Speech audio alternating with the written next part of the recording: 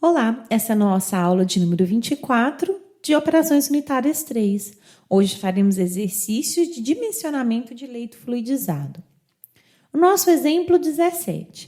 A partir, então, de uma curva característica experimental de um leito fluidizado operando gás sólido, identificar a condição de mínima fluidização. As partículas utilizadas foram esferas de vidro com um diâmetro médio de 52 micras.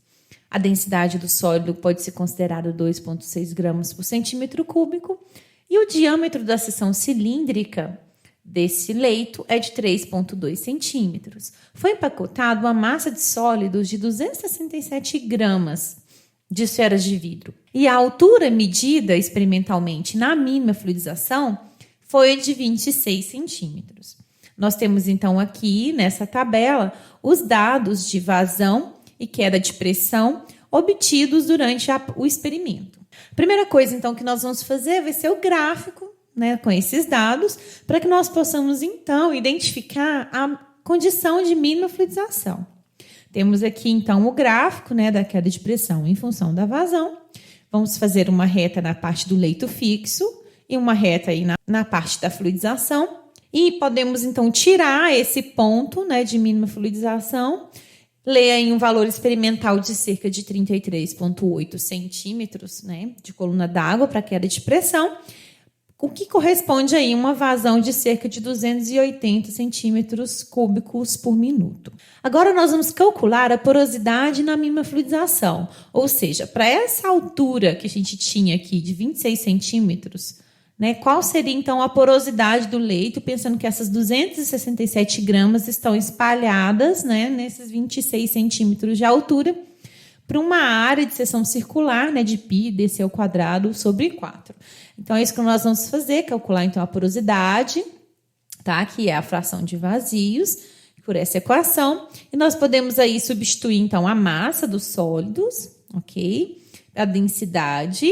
E aqui vem o volume, né, que é a área da seção, que é o πdc ao quadrado sobre 4, vezes o comprimento.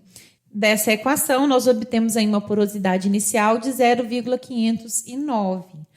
Em seguida, nós vamos aí calcular a queda de pressão na mínima fluidização.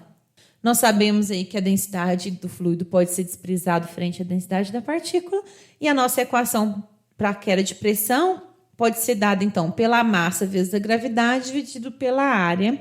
Nós tiramos aí, então, as 267 gramas vezes 981 sobre 8,04, que é a área de seção circular. Nós tiramos a queda de pressão aí em Dina por centímetro quadrado, que transformando aí para centímetros de água, corresponde a 33,2 centímetros de água. Agora nós vamos fazer o cálculo do valor experimental para a velocidade, né, do ar na mínima fluidização. Nós já tiramos do gráfico, né, quem é essa vazão na mínima fluidização, só dividirmos pela área. Estou passando aqui para segundos, tá, para encontrar essa velocidade aí em centímetros por segundo. Fazendo os 280 sobre 60 pela área, chegamos a 0,58 centímetros por segundo. É a velocidade, então, de mínima fluidização dessas esferas de vidro que tem esse determinado tamanho e densidade. Agora nós vamos fazer o cálculo dessa velocidade de mínima fluidização, mas agora por meio da correlação. Então, nós temos aí a nossa correlação que nós desenvolvemos na aula anterior. Vamos agora substituir aí todos esses valores, né, de diâmetro, de densidade, de viscosidade. Para esferas de vidro, nós temos aí um valor de 150. A porosidade que nós calculamos, nós substituímos e tiramos aí uma velocidade de mínima fluidização de 0,684 centímetros por segundo, que é um valor próximo, né, daquele calculado, obtido experimentalmente. Assim, a vazão na mínima fluidização pode ser dada por 330,3 e o valor lido no gráfico foi cerca de 280. Esse nosso exemplo, número 18, ele é um exemplo típico clássico de aplicação de leito fluidizado no caso de secagem. Aqui iremos fazer o projeto de um sistema de fluidização destinado à secagem de um produto químico. O diâmetro do secador é de 30 centímetros e a carga de sólidos que irá ser seco de 39 quilos. A densidade da partícula é de 2,1 gramas por centímetro cúbico. E o diâmetro médio, que representa, né, essa mistura, é de 90 micras, com uma esfericidade de partícula de 0,8. A altura do leito na mínima fluidização é de 50 centímetros. Será utilizado o ar a 150 graus como fluido e um ATM. Pede-se, então, que para uma velocidade de ar de operação 2 vezes maior que a velocidade da mínima fluidização, determinar, letra A, a queda de pressão na mínima fluidização, letra B, a altura do distribuidor. Então, antes do leito, né, para fazer o papel da distribuição do ar, nós teremos um distribuidor composto por um outro leito com esferas de aço de 200 micras. Então, nós temos que saber qual é a altura de distribuidor que eu tenho que colocar, composto dessas esferas, de forma, então, que a queda de pressão através desse leito distribuidor seja só 10% da queda no leito, que nós vamos calcular na letra A, tá? A porosidade desse distribuidor é de 0,38. E, em seguida, calcular aí a potência do soprador, que consegue, então, realizar essa operação. Então, vamos partir para a letra A e calcular, então, a queda de pressão do leito fluidizado na mínima fluidização. Então, nós temos aí que a queda de pressão é a massa de sólidos vezes a gravidade pela área. Calculando aí, então, a área desse leito, né, de 30 centímetros, a gente tira, então, uma área de 700,686 centímetros quadrados. Podemos agora vir aqui substituir, né, lembrando que no CGS, então, 39 quilos corresponde a 39 mil gramas, vezes G dividido pela área. Nós obtemos aí 54.125 dina por centímetro quadrado. Essa é, então, a queda de pressão do leito, né, das partículas que vão realmente secar. Agora foi pedido, na letra B, para nós calcularmos a altura do distribuidor. E que esse distribuidor, ele deve ter apenas 10% da queda de pressão, tá, do leito total. Então, a gente calculou que a queda de pressão do leito é 54.000 dina por centímetro quadrado. Então, 10% desse valor que vai ser a queda de pressão sobre o leito distribuidor. A equação de menos ΔP sobre L, né, é igual a μ dividido pela permeabilidade vezes a velocidade superficial. Foi dado que a velocidade de operação, a velocidade do ar, vai ser 2 vezes a mínima fluidização. Então, eu substituí Q por 2 vezes QMF, que é a velocidade na mínima fluidização. Mas chegamos então a um impasse, né? Nós temos aí um problema, porque nós não temos nem a permeabilidade desse leito distribuidor e nem a velocidade, né, de mínima fluidização. Nós ainda não calculamos. Então, é isso que nós vamos fazer agora. Vamos calcular aí a permeabilidade no distribuidor, utilizando, então, a equação do K, de Cosen-Kármán. Nós temos a esfericidade vale 1, né? São esferas aqui de aço de 200 micras. Vamos substituir aqui os 200 micras em centímetros já, tá, pessoal?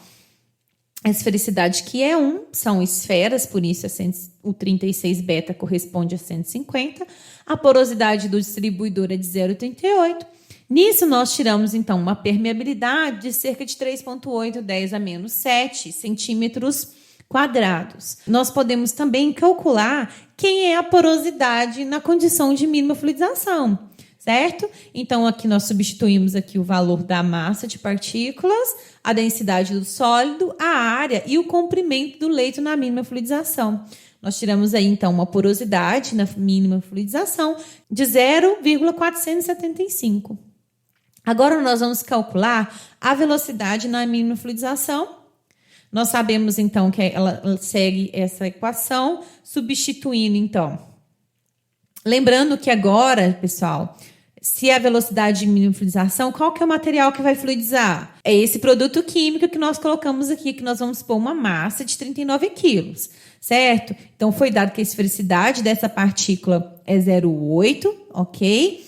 A porosidade na mínima fluidização é o 0,475 ao cubo.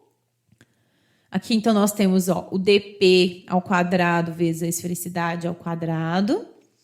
Tá? A diferença entre as densidades da partícula do sólido e do gás, aqui eu não pus 0, mas aqui, isso aqui também poderia, né, tender a 0. Multiplica a gravidade. Aqui no caso 36 beta vale 180, porque a esfericidade é diferente de 1. Substituir a porosidade também aqui. E aqui nós temos o valor da viscosidade, né, do gás dado aí para a temperatura de 150 graus Celsius. Dessa forma, nós tiramos que a velocidade na mínima fluidização é de 0,526 centímetros por segundo. Agora nós podemos pegar o valor do K e o valor da velocidade na mínima fluidização e substituir na nossa equação para calcular essa altura, né, do comprimento do distribuidor. Lembrando aí que a velocidade Q de operação vai ser os 2 vezes QMF, então a velocidade de operação vai ser 1,05 centímetros por segundo. A partir dessa equação aqui, eu vou isolar esse L, que é o comprimento do distribuidor. Então, eu passei o L para cá multiplicando, e isso aqui tudo para cá dividindo.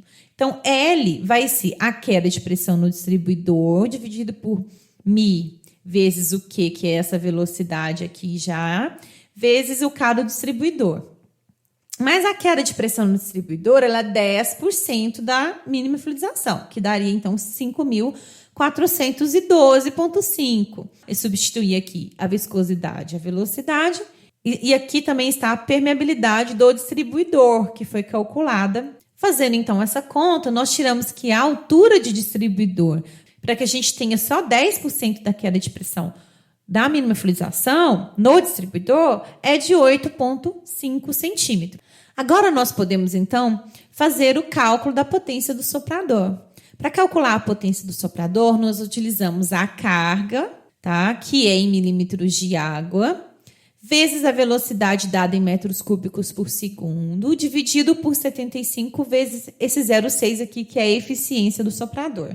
A carga total, nesse caso, é a perda de carga que a gente tem, tanto no leito quanto no distribuidor, tá? Então, nesse caso aqui, a gente vai só somar essas duas, que vai dar aqui em DINA, e vamos transformar o DINA para o milímetro de água que foi pedido, né? Então, a gente tira aí uma carga C de 607,7 milímetros de água.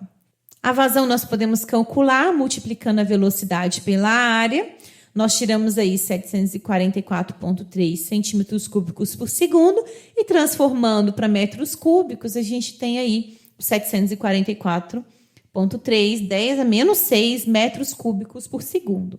Agora, nós podemos aí substituir esses valores na equação da potência, que deu um valor aí baixo de potência. Então, dependendo do fabricante, pode ser utilizado, então, um soprador de 1/4 de HP ou de meio HP. Essas são, então, as nossas referências utilizadas na parte de fluidização. Como atividades dessa aula, sugiro que vocês refaçam os exercícios e façam também exercícios de outros livros. Como atividade da empresa, vocês já podem fazer o projeto orientado de leite fluidizado. É isso? Vejo vocês aí, então, na nossa próxima aula. Até mais!